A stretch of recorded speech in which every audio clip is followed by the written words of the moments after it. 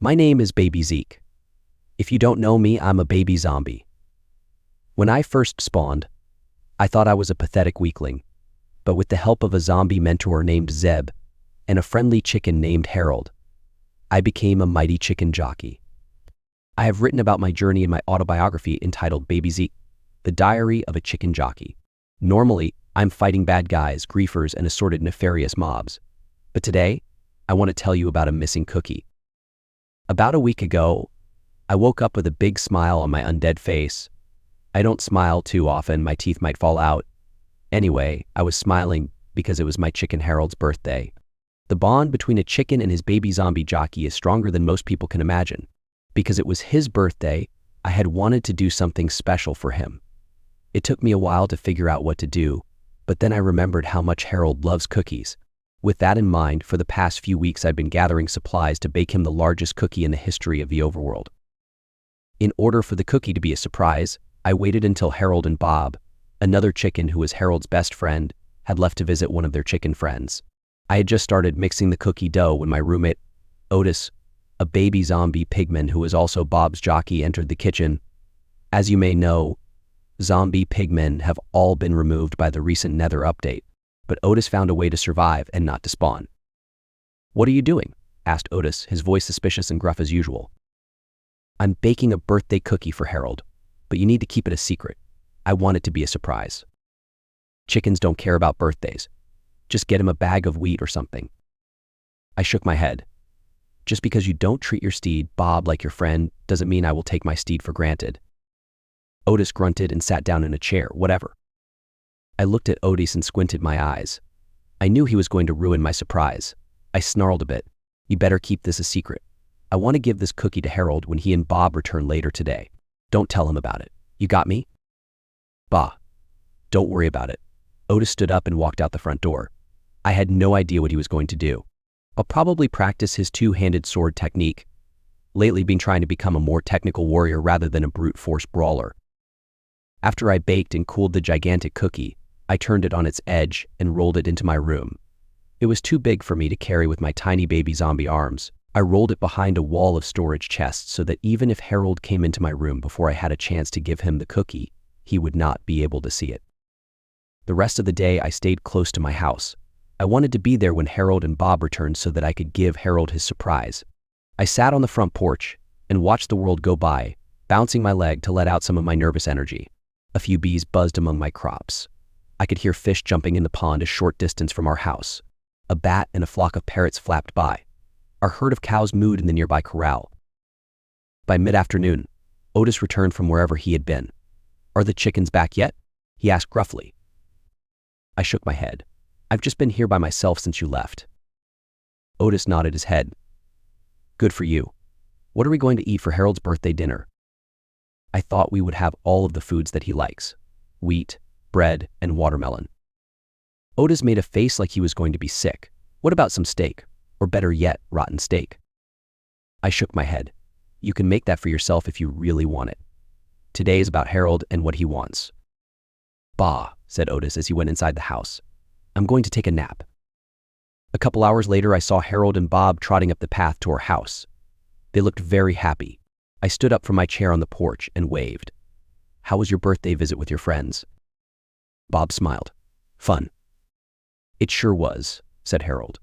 "My friend Gina gave me a special bag for storing wheat seeds. It is specifically for traveling, which we, obviously, do a lot." I admired the wool bag as Harold held it up with one of his wings. "That's a nice birthday present." "Thanks." "Are you hungry?" I asked. "I've got dinner all planned out." Harold nodded his head. "I sure am. It was a long walk." I smiled. "In that case, why don't you and Bob wash up for dinner and we can eat in 10 minutes? Harold smiled. "Thanks, Zeke." Harold was very happy with the dinner I had prepared. Both he and Bob had stuffed themselves. By the time they had finished eating, both of them were moaning, each resting a wing over his bloated stomach. After the meal was over, I cleared the table and then sat back down like it was just another day. Everyone began to look uncomfortable until finally Harold said sadly, "Zeke, did you get me a birthday present?" I feigned surprise and stood up and shook my head. "Oh no, I forgot." I paused for a moment as tears started to fill Harold's eyes. "Just kidding. I didn't forget. No, of course I didn't forget. It's in the, bedroom. Just wait here. I rushed into the bedroom and shut the door. I started to giggle, thinking how disappointed Harold was in me because I was acting like I'd forgotten to get him anything. But he would forgive the joke once he saw the size of the cookie. I walked over to the wall of chests and reached behind them to retrieve the cookie, but it was gone. As panic began to grip my undead brain matter, I shoved my hand further back behind the chests, thinking the cookie might have slipped away from its original spot. I still didn't feel it. I broke a couple chests to improve my line of sight, but I couldn't see any trace of the cookie, not even a crumb. How could this be? I mumbled. I shook my head and walked back out into the dining area. Harold, I was pretending that I'd forgotten to get you a present. I actually made you a gigantic cookie, but it's gone. It's gone. Harold looked disappointed. You don't have to make up stories, Zeke. It's okay if you forgot to get me a present, said Harold sadly. I'll survive, I guess. I guess. Otis shook his head. You stupid chicken. Zeke did make you a cookie. I saw him. It was the biggest cookie I've ever seen in my life. Harold brightened up at those words. Well then, where is it? His eyes were open wide with anticipation. I don't know. I shrugged. I felt so helpless. I wanted you to have this amazing cookie for your birthday. Now it is gone. The only person who knew anything about it was I scowled at Otis. What did you do? Otis rolled his eyes. I didn't take your stupid cookie, if that's what you're implying. I wouldn't do that. Not after you told me it was for Harold. Part of me didn't want to believe Otis, but I knew he was telling the truth. I put my head in my hands and heaved a sigh. I don't know where it is. I didn't get you anything else, Harold. Sorry. That's okay, Zeke, said Harold, sounding tired. We'll figure out who took the cookie. No one is allowed to steal cookies from Baby Zeke. And more importantly, no one is allowed to steal my birthday present. As it was dark outside and nearly bedtime, Harold and I resolved to solve the mystery of the missing cookie first thing in the morning. The next morning, Harold was up early and was knocking at my bedroom door with his beak. I wiped the sleep crust from the corners of my undead eyes and got out of my bed and opened the door. What is it? We need to solve this mystery, said Harold. He walked into the room and pointed at the wall of chests. Is that where you were hiding it? I nodded my head. Harold squeezed his tiny chicken body behind the chests. I could hear him walking back and forth. I heard him peck the ground twice. After a couple of minutes, he emerged from behind the chests. I found 2 crumbs. He held out his wing and I saw that there were 2 tiny cookie crumbs in it. They looked like bits of dust. These are so small, said Harold. I bet they just fell off the cookie. They are not the remnants left behind by someone who was eating the cookie. I looked closely at the cookie crumbs. I think maybe you're right. Harold nodded. But if someone took a cookie that large and didn't eat any of it, how did they move it? I sighed. I don't know. I thought for a little while and then said maybe it was Herobrine. Ever since I defeated him, he's had a bad attitude. Just then there was a knocking on the door to the main house. I walked to the door, opened it, and to my surprise, Herobrine was standing right there. What do you want? I said. Herobrine sneered. Nice greeting. Where are your manners? What did you do with the cookie? I accused him, shaking my tiny green fist at his face. Herobrine looked completely confused. What are you talking about? I don't know anything about a cookie. Unfortunately, it appeared to me that Herobrine was telling the truth. I explained what had happened and that we were trying to solve the mystery. Let me take a look, said Herobrine. He followed us into my bedroom and then, using some of his glitch magic, moved the chests away from the wall without breaking them so that he could walk behind them. He walked back and forth along the floor, tapping his feet. What are you doing? Asked Harold curiously. Looking for a secret passageway. I built this house, I said. There isn't any secret passageway in the floor. I'm sure you didn't put one there. But who's to say someone didn't undermine your house and build a chamber with a secret entrance? I gasped. Why would someone do that? Herobrine shrugged. You're famous. You've defeated some pretty tough customers. Maybe a greedy griefer thinks you have a lot of loot in here. You think a griefer stole my cookie? That's ridiculous. Herobrine shrugged. I have no idea who stole your cookie, but I know now that there is not any secret passageway. I've looked everywhere. Do you have any other ideas? Asked Harold hopefully. Herobrine shook his head. Why were you stopping by my house anyway? I asked Herobrine. I was passing through. I ran into that stupid chicken, Bob, out in the yard, and he said yesterday was Harold's birthday. I thought I would wish him a happy birthday. Thank you, Harold said. I just wish I had my cookie. Well, good luck finding it, said Herobrine. I'm off to prank some noob. Herobrine walked out of the house and shut the door behind him. I sighed and flopped down into a chair. We're no closer to finding out what happened to the cookie than before, I said. I rested my decaying chin in my palm and sighed. I don't know. Maybe we should just give up. Harold shook his head and stomped his tiny chicken foot on the floorboards. We never give up. That's how we've been able to defeat so many bad guys. I'm sure no disappearing cookie is a match for our collective wit and wisdom. I laughed. And if it is, what does that say about us? Memph, snorted Harold. For the next 10 minutes, I racked my undead brain for any possibility as to how the giant cookie had been taken from under my nose. I tried to force my blood to pump faster, hoping that it would revive some of my undead brain tissues and allow them to think more clearly. But it was no use. Harold, Bob, and Otis sat in the living room and stared at me. We might have sat like that for hours or even days, but we were rescued by a knock on the front door. Otis got up and opened the door. An Enderman stood in the doorway. Hello, Otis. I've come to wish Harold a happy birthday. Ender King, fancy seeing you here, said Otis. I can't believe you'd bother to come to the overworld when there isn't a massive battle raging. The Ender King clucked his tongue. Now, Otis. You know that I come to the overworld from time to time to discuss alliances and other things that don't involve military might. Otis rolled his eyes. Whatever. Harold's inside. Come on. The king entered and wished Harold a happy birthday. Thanks, King. But it hasn't been as happy as it could be. The Ender King raised an eyebrow. What do you mean?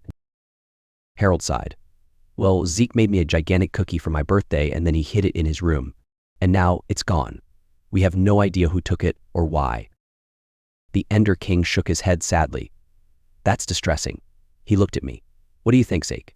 Do you think it could be someone who wishes to harm you? I shrugged. Probably just a petty thief. But I have no idea how he or she knew that the cookie was there. The only person I told was Otis, and he swears that he didn't tell anyone. The Ender King rubbed his chin and thought. Perhaps it was some sort of small creature like a silverfish or an endermite. Perhaps he invited his friends and they had a party and ate the entire cookie? I shook my head. There is no evidence that the cookie was eaten. We only found 2 tiny crumbs consistent with them falling off the cookie on their own. The Ender King shook his head. Well, then I think I'm at a loss. The Ender King nodded again to Harold, and then said I must be off. We should get together again soon. And with that, the Ender King teleported away. Again, I was sitting in my living room wondering how I could have lost such a gigantic cookie. Otis, Bob, and Harold went outside to enjoy the last rays of the sunlight while I sat inside alone in my misery. A few minutes later, the door burst open, and in walked Sandy, the baby husk who was Otis's girlfriend. How you doing, Zeke? She said with a drawl. I brought my chicken Speedy here to see Harold and wish him a happy birthday. I was surprised how sensitive chickens can be about remembrances. I smiled briefly and then returned my moping. Thanks for coming. Sandy shook her head. Otis told me about that disappearing cookie. Still no ideas? I nodded. It's like it just vanished into thin air. Let me see, said Sandy. I led her into the room and pointed to where the cookie had been. She walked behind the chests and examined the area. Ain't no cookie. All right, totally gone. It's like a ghost cookie. Really? Sandy chuckled. You've got no sense of humor. Anyway, I don't see any obvious clues as to where the cookie might have gone. I heaved a sigh. This makes me so mad. I wanted Harold to have this amazing gift for his birthday. It's terrible. Sandy approached and put her hand on my shoulder to comfort me. Don't worry about it. Why don't you come out and enjoy the sunset with Harold and everyone else? I nodded my head and followed Sandy outside. Just as we opened the door and stepped off the porch, everyone yelled, surprise. And by everyone, I mean Harold, Otis, Bob, Herobrine, the Ender King, and Sandy. What's more, the Ender King was holding a gigantic cookie. My cookie. Where did you find it? I don't believe it, I said. At that point, they all started laughing. What?